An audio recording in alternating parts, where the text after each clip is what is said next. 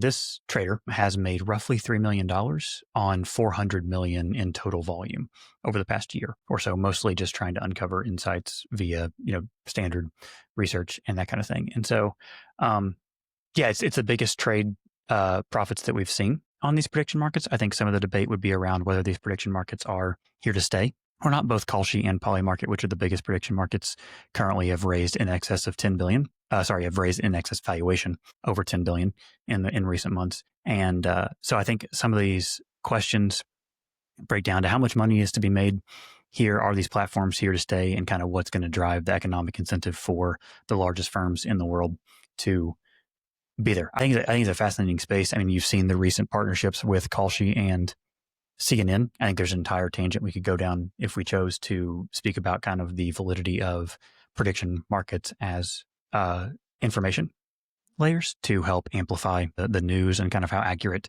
things are being reported, maybe act as an important balance to what can be subjective biases for journalists or mainstream media or otherwise. But I think it's fascinating. Happy to dive down any of those branches. So far, I mean, you go, Shashi, you go. Polymarket bought a company called QCEX to re-enter the US market in July of 2025. Polymarket has been illegal in the US, and they've sort of had this like crypto anarchist vibe. And so they're shedding that skin, and they're getting aggressive and growing in the US. They've raised $1 billion on an 11 billion valuation, if I recall.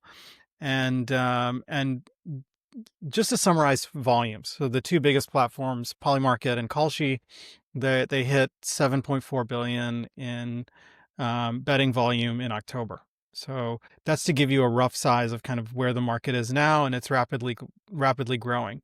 Sports betting is a big piece of this, as we know. And so the interesting thing in my mind is, how much do they turn into a competitor to the DraftKings of the world, and how much are they more broadly focused? We've seen them do, for example, political betting. That's been very common, betting on the outcomes of elections, or betting on different smaller outcomes that are politically oriented.